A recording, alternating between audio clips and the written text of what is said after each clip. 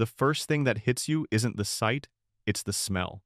It's a sterile, chemical sharpness layered over the coppery tang of blood and the sour note of human fear. For 9 years, that scent had been the backdrop of my life. In the ER of Tacoma General, you learn to breathe it in, to let it fuel you.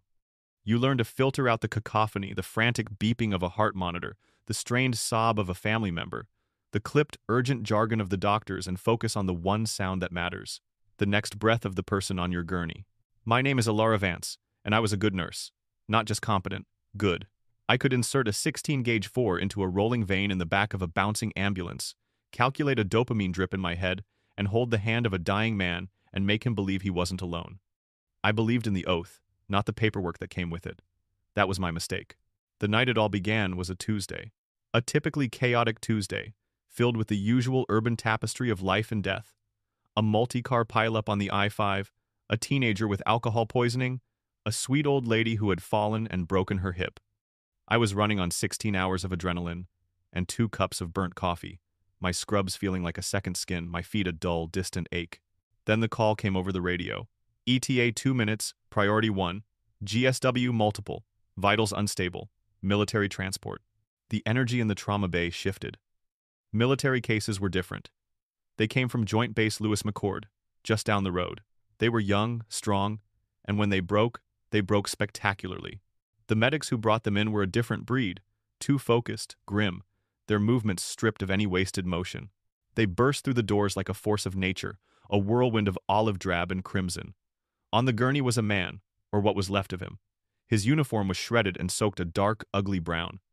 A field dressing on his leg was already overwhelmed, and another on his shoulder was a useless, sodden patch. His face was pale, waxy, and beaded with sweat. I could see the Ranger tab on his left shoulder, a small patch of cloth that spoke volumes about the man beneath it. Sergeant Marcus Thorne, 28, the combat medic barked, rattling off vitals and field treatments as we swarmed the gurney. 2 rounds, 7.62, leg and upper thoracic.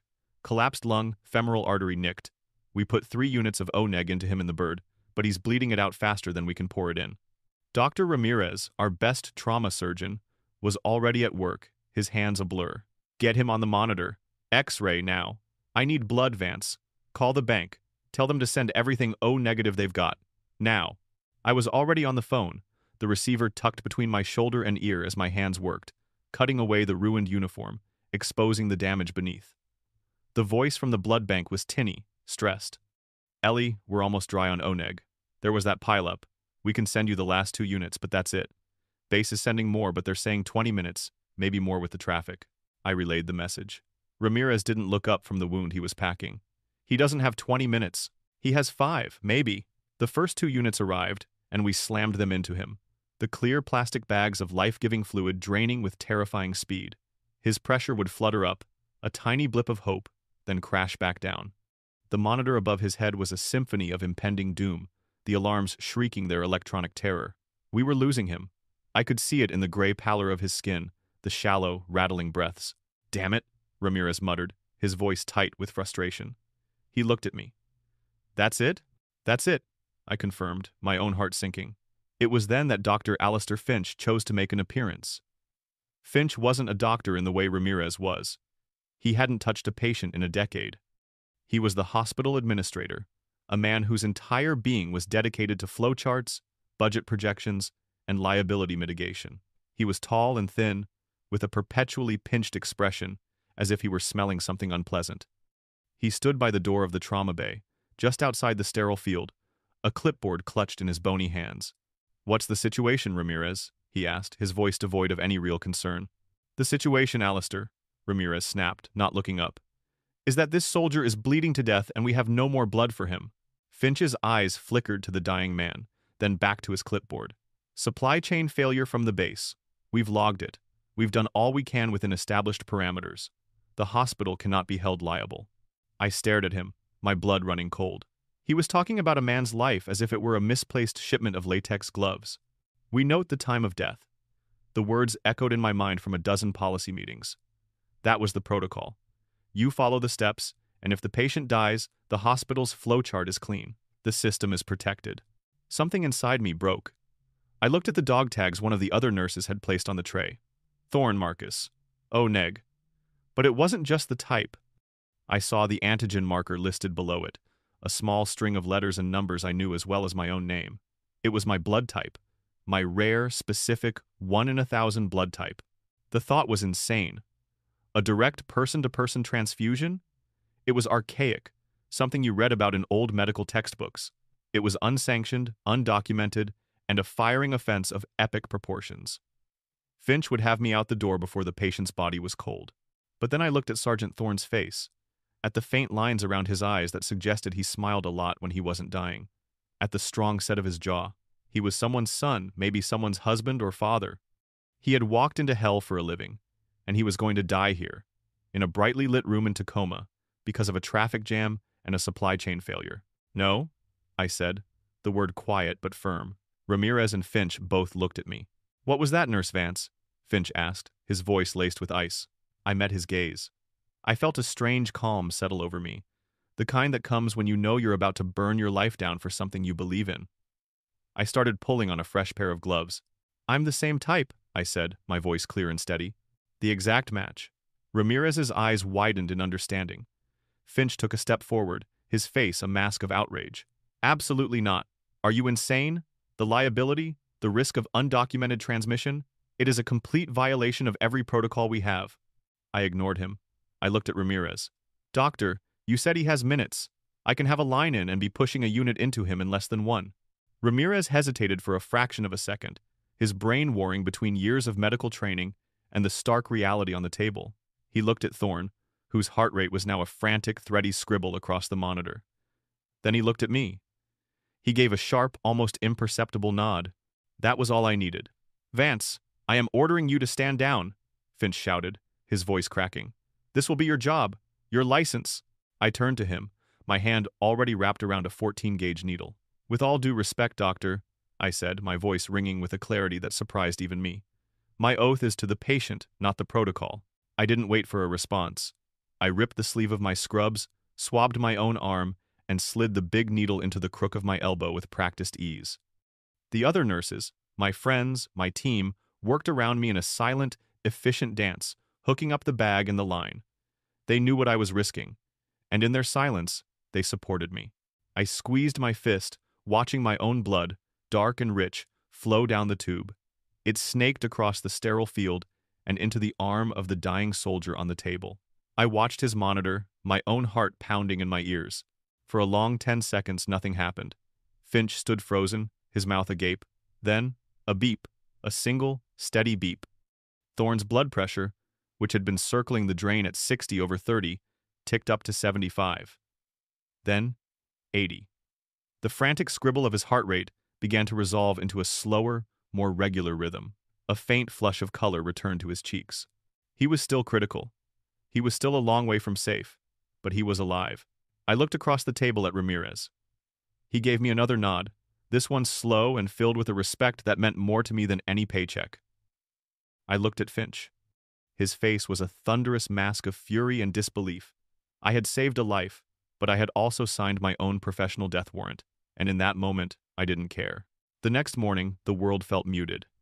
The adrenaline had long since worn off, leaving behind a profound, bone-deep exhaustion and a dull ache in my arm where the needle had been. My small apartment, usually a sanctuary from the hospital's chaos, felt unnervingly quiet.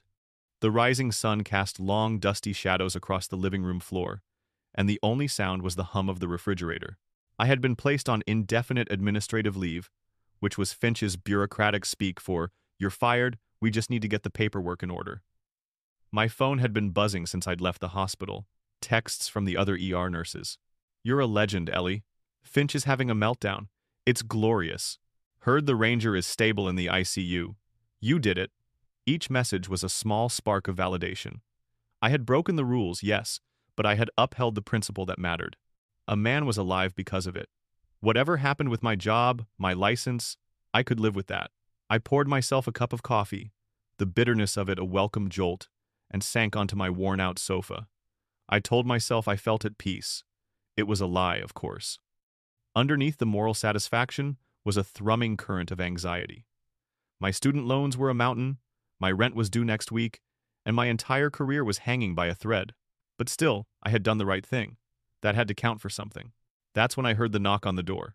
It wasn't the casual rap of a neighbor or the quick thump of a delivery person. It was a hard, percussive sound, 3 distinct knocks that resonated through the thin wood of the doorframe. It was a sound that demanded to be answered. I padded to the door, peering through the peephole. My blood went cold. Standing on my welcome mat were 3 men.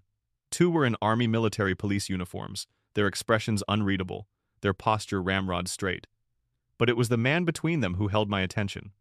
He was older, perhaps in his late 50s, with close-cropped gray hair and a face that looked like it had been carved from granite. His uniform was the formal Class A deep green jacket adorned with a constellation of ribbons and, on each shoulder, the single, gleaming star of a brigadier general. He radiated an aura of absolute, unyielding authority. My first thought was a wild, foolish flicker of hope. They're here to thank me.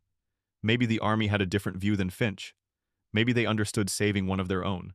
I unlocked the deadbolt and opened the door, a tentative smile on my face. "Can I help you?" The general's eyes, a pale, piercing blue, swept over me, a quick, dismissive appraisal. There was no warmth in them, no gratitude. It was the look of an entomologist studying an insect. "Alara Vance?" he asked. His voice was a low baritone, calm and precise, but it carried an undercurrent of command that made the hairs on my arms stand up. "Yes," I said, my smile faltering. "I'm Ellie Vance. I am Brigadier General Thaddeus Morrison," he stated. It wasn't an introduction. It was a declaration of fact.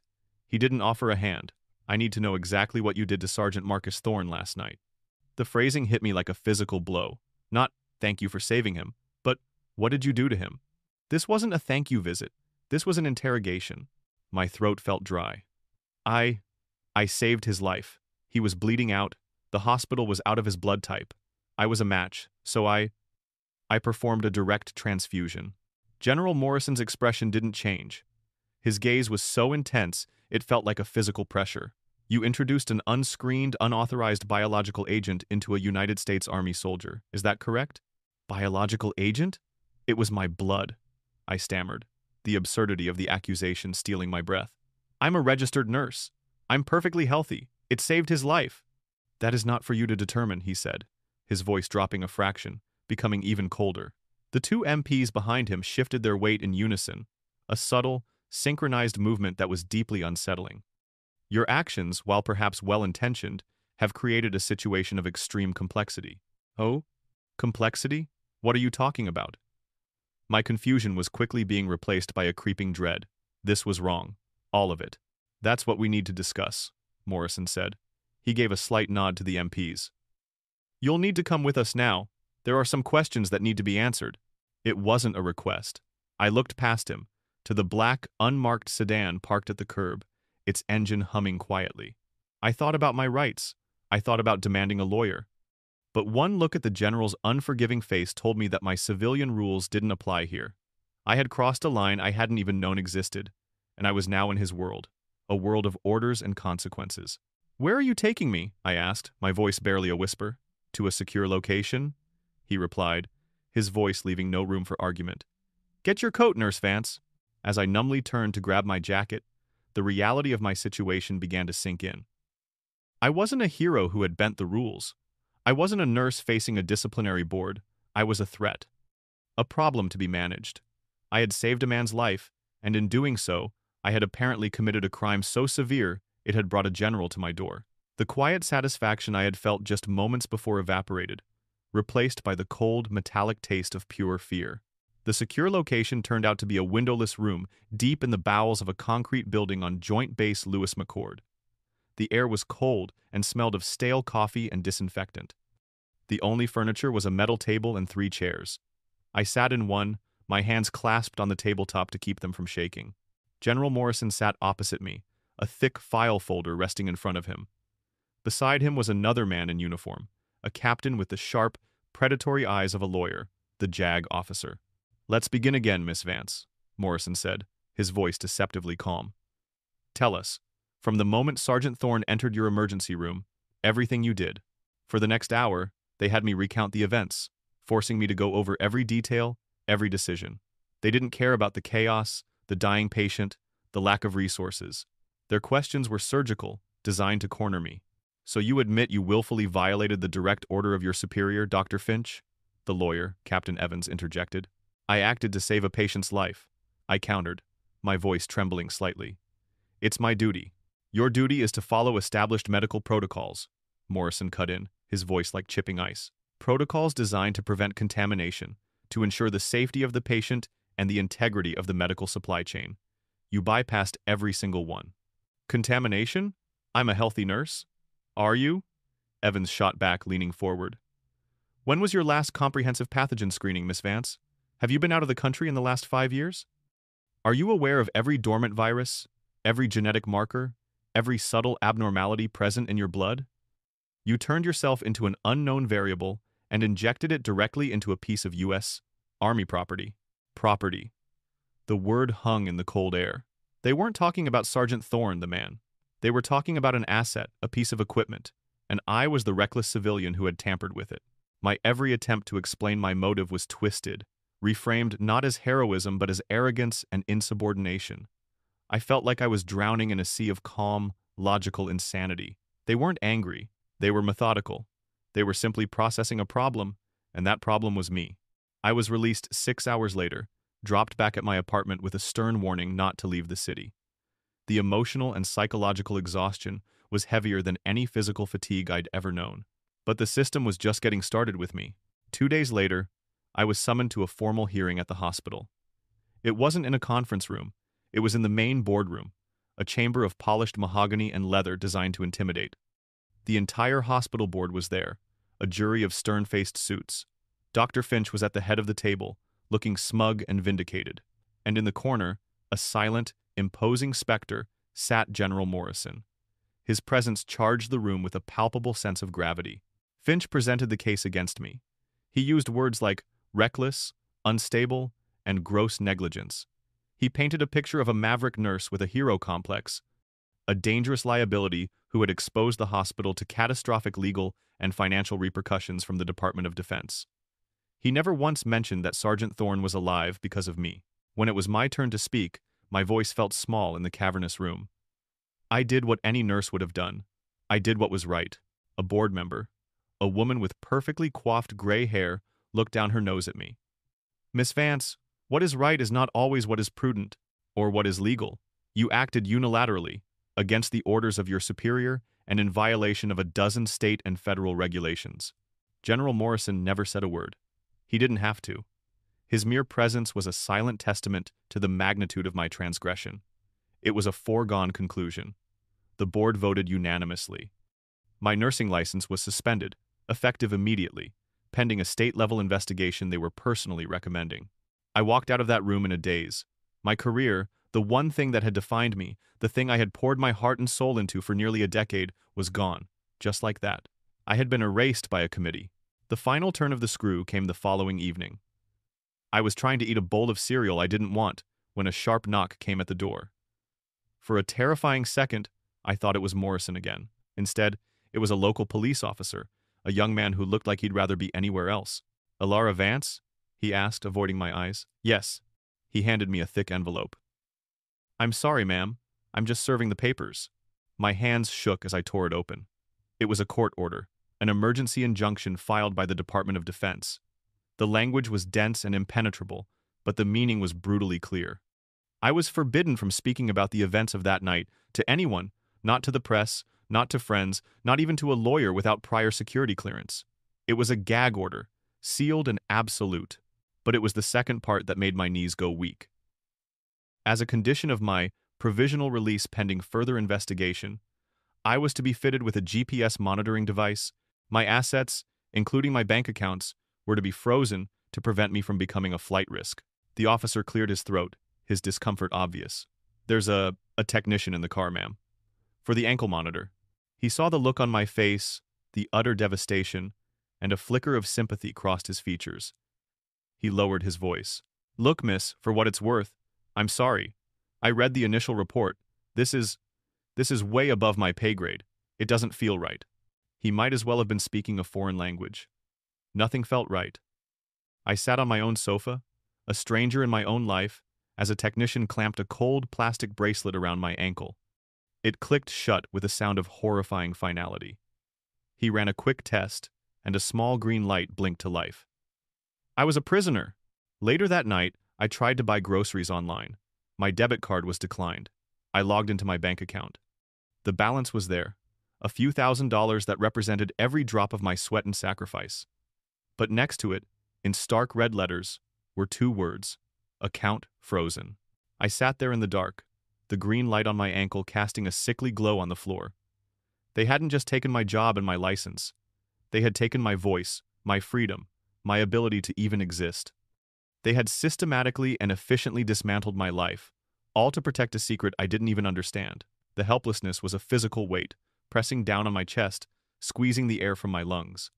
And for the first time, under the weight of it all, a new feeling began to smolder through the fear and confusion, a hot, sharp, and deeply personal rage. For a week, I existed in a state of suspended animation. I was a ghost in my own apartment, tethered by the humiliating plastic band on my ankle. The four walls became my entire world.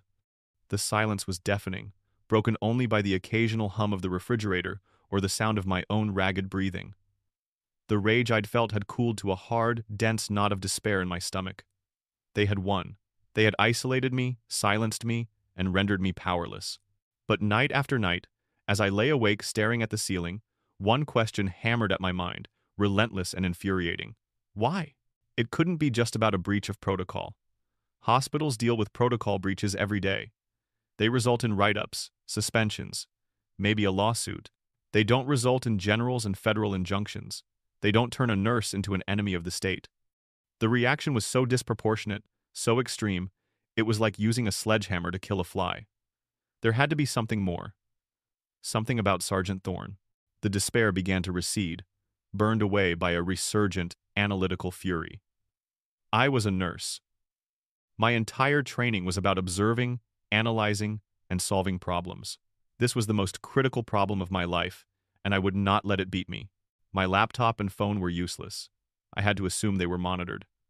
My ankle bracelet ensured I couldn't go far. But the public library was 6 blocks away, just inside my designated perimeter. It felt like a monumental risk, but staying put felt like a death sentence. The next afternoon, I walked to the library, every step feeling paranoid and exposed. I imagined satellite eyes tracking the blinking light on my ankle. I sat down at a public computer terminal, the sticky keyboard and grainy monitor a world away from the sleek tech of the hospital. I began to dig. I started with what I knew. Sergeant Marcus Thorne, U.S. Army Ranger. I searched for his unit, the Twund Ranger Battalion, based at JBLM. I cross-referenced news reports, military press releases, anything I could find. It was mostly standard fare training exercises, deployment announcements, but then I narrowed my search to medical incidents. Using my knowledge of medical terminology and military jargon, I searched for reports of training accidents within Ranger battalions over the last few years. A pattern began to emerge. There were a surprising number of them, all vaguely described: vehicle malfunction, ordnance misfire, environmental exposure. The casualty reports were always minimal and heavily redacted. And most telling of all, every single incident, no matter how severe, was handled internally by military medical staff. Not one soldier had been sent to a civilian hospital, not until Sergeant Thorne. The official story was that the on-base medical center had suffered a major electrical fire that morning, forcing them to divert their top priority trauma case to us at Tacoma General. A freak accident. Too much of a coincidence. I needed help. I had the raw data, but I didn't know how to connect the dots. There was only one person I knew who could. My brother, Ben. Ben and I hadn't been close for years. He was an investigative journalist, the kind who chased stories into war zones and corporate backrooms. I was the one who stayed home, the pragmatic one. A stupid fight over our parents' estate 3 years ago had created a rift that neither of us had bothered to bridge. But he was relentless, and he was the only one I could trust. I used a library payphone, feeding it a stream of quarters. He answered on the 4th ring, his voice wary. "Ellie? Ben, I'm in trouble," I said, the words rushing out. I told him everything. The transfusion, the general, the hearing, the ankle monitor. He was silent for a long time. I could hear the skepticism in his silence. "Ellie, are you sure you're okay?" "This sounds paranoid." The Department of Defense doesn't freeze a nurse's bank account over a blood transfusion. That's what I'm telling you, Ben, I insisted, my voice cracking with desperation. The reaction makes no sense. Something else is going on. Something about that soldier. I told him about the pattern of accidents, the lack of civilian hospital transfers. That piqued his interest. I could hear the journalist in him switch on, the skepticism replaced by professional curiosity. Okay, he said slowly. Okay, that is strange. Don't use your phone or computer. I'll start digging from my end. There are ways of looking into federal spending and military contracts without setting off alarms. Let me see what I can find. For the next 2 days, I waited. The silence in my apartment was now filled with a tense, hopeful anticipation. On the 3rd day, he called me back, telling me to go to a specific coffee shop and connect to their public Wi-Fi at a specific time. He sent me an encrypted message. My hands trembled as I opened the file. It was a mess of budget documents, redacted project proposals, and acronyms. But Ben had highlighted the important parts. A heavily obscured DARPA budget line funneled through 3 different shell corporations for a project codenamed Nightingale. The project's official description was Advanced Erythrocyte Regeneration and Oxygenation Therapies for Combat Personnel. It was a $20 billion program. Ben's note at the bottom translated the jargon into chillingly simple English. Ellie, they're making super soldiers. Synthetic blood. Genetically engineered cells that can carry more oxygen, heal tissue at a superhuman rate, clot wounds in seconds. It's the holy grail of military medicine, and it looks like Sergeant Thorne was one of their first human trials. Suddenly, everything clicked into place with a sickening thud. They weren't worried about me contaminating him with a disease. They were worried about me contaminating their pristine, multi-billion-dollar experiment with my normal, mundane human blood. I hadn't just saved a man. I had introduced an unpredictable biological variable into the most expensive and secret military project of the decade. I hadn't just broken a rule. I had single-handedly ruined their prize lab rat. The knot of fear and rage in my stomach hardened into something else entirely, a cold, clear certainty. This wasn't just about my life anymore. This was about a monstrous system that valued a project over a person, and I was the wrench that had been thrown into their perfect, inhuman machine, and I was done being a victim. The discovery of Project Nightingale changed everything. I was no longer a scared nurse trapped in her apartment. I was a witness. The knowledge was a dangerous weight, but it was also a weapon. I knew I had only one move left to play, and it was the riskiest one imaginable. I had to get to Thorne. I had to confront Morrison on my own terms, not in his sterile interrogation room, but in the presence of the man whose life was at the center of it all. Ben, through his sources, found out where they were keeping him. A secure isolation ward in Madigan Army Medical Center, right on the base. Getting in would be next to impossible for a civilian. But I wasn't just a civilian. I was a nurse. I knew the language, the rhythms, and the blind spots of a hospital. The plan was desperate. I used the last of my hidden cash to buy a set of navy blue scrubs, a cheap stethoscope, and a fake ID badge I'd ordered from a novelty website. It wouldn't pass close inspection, but I was counting on it not having to. Confidence is the best camouflage. The next morning, I cut off the ankle monitor. The plastic was thick, but a pair of heated wire cutters from my old toolkit sliced through it. The moment it fell to the floor, a profound sense of liberation and terror washed over me.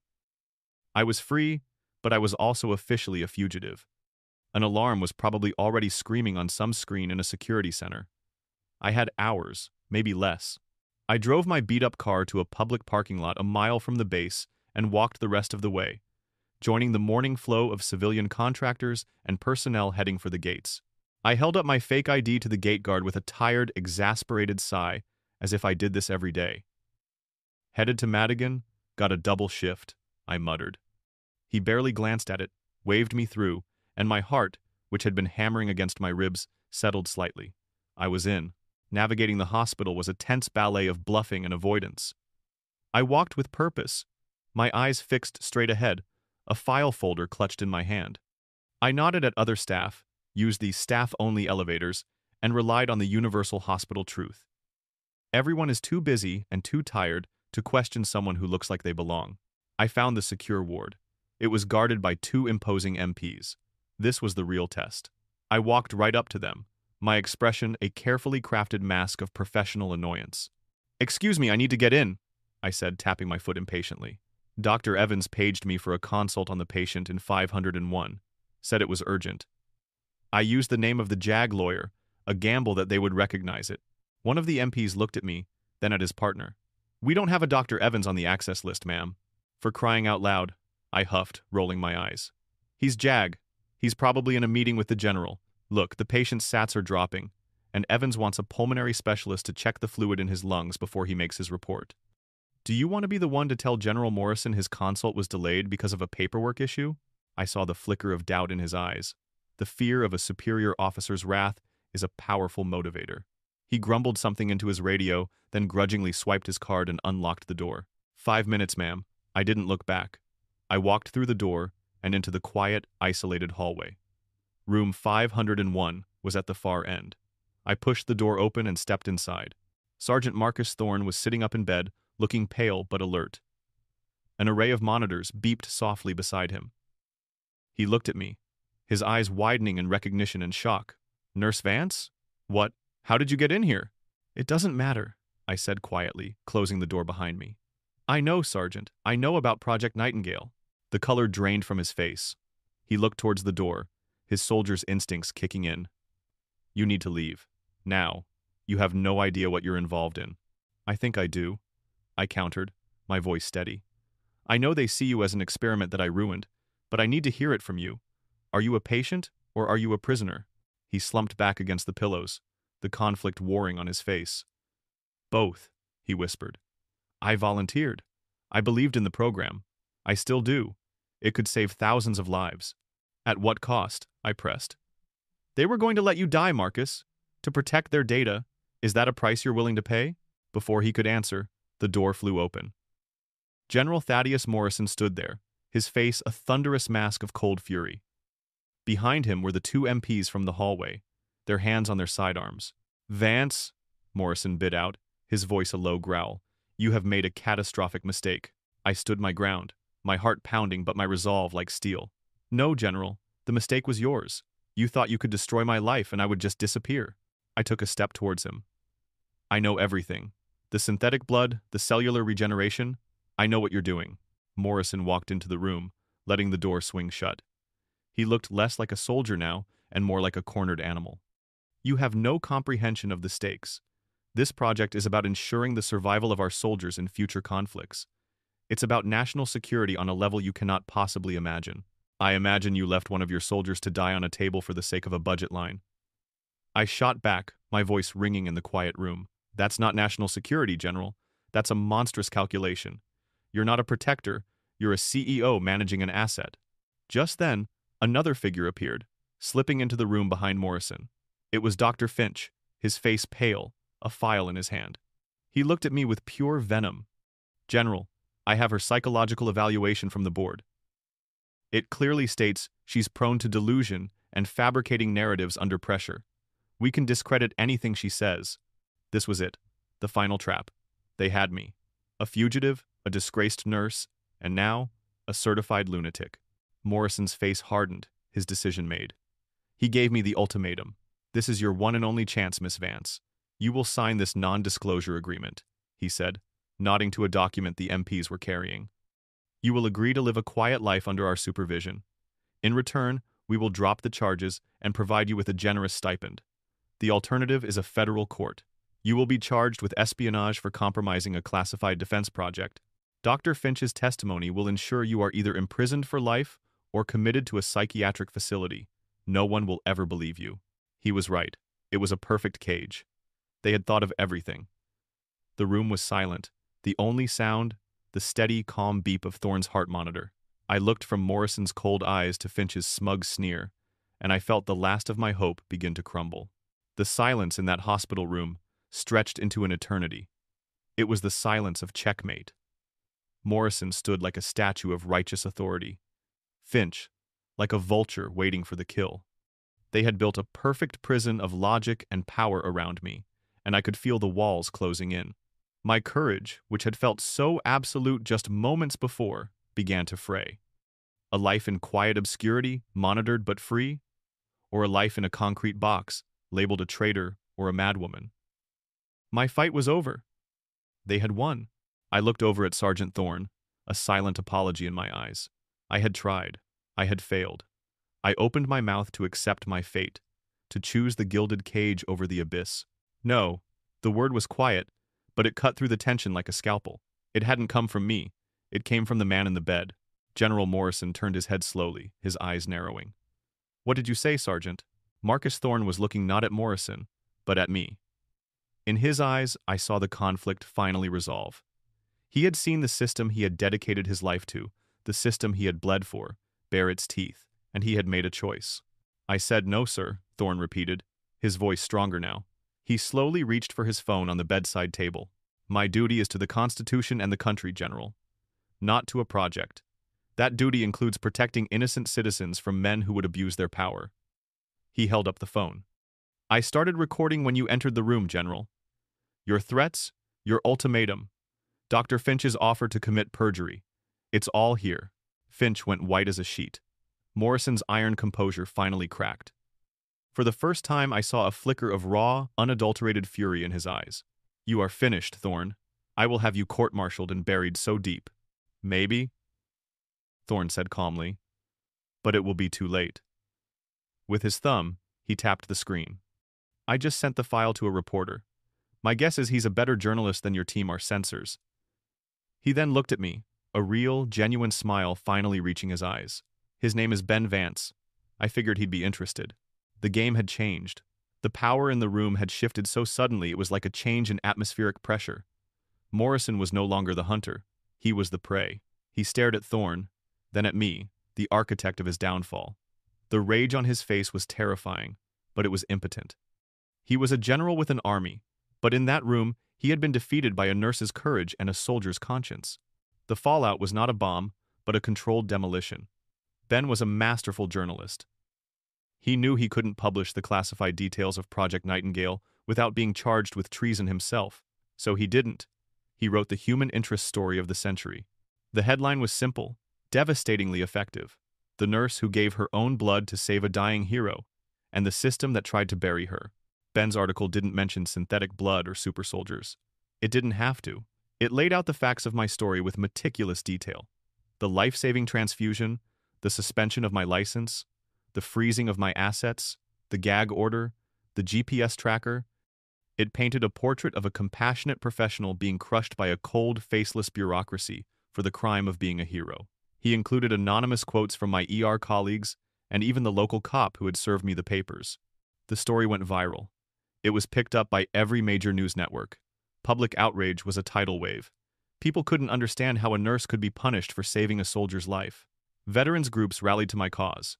Donations poured into a legal defense fund Ben set up. The Army and Tacoma General were caught in a PR nightmare of their own making. Within a week, the injunction was lifted, and all charges against me were quietly dropped due to insufficient evidence. General Morrison was officially reassigned to a desk job in Alaska, a notorious career ender. Dr. Finch was fired by the hospital board in a desperate attempt to salvage their public image. As for Sergeant Thorne, he was given an honorable medical discharge, the official reason being complications from injuries sustained in a training exercise. He disappeared back into civilian life, a man free from the project that had almost cost him everything. I got my nursing license back, but I never went back to the ER at Tacoma General. I couldn't. I had seen behind the curtain, seen the cold mechanics of the system, and I couldn't unsee it. My life is different now. The ordeal gave me a voice I never knew I had. I finished my master's degree, and now I work for a national medical ethics advocacy group. I travel the country, speaking to nursing students and hospital administrators, telling my story and fighting for policies that place patients before protocols and people before profits. Sometimes, late at night, I think about that moment in the ER, with the needle in my arm, my blood flowing into a stranger. It was the moment I lost everything. My job, my security, my belief in the systems I had trusted, but it was also the moment I found something else. I found the boundary of my own integrity, the line I would not cross, not for a paycheck, not for a career, and not for a general at my door. I learned that the most powerful systems in the world can be defied by a single, simple act of doing what is right.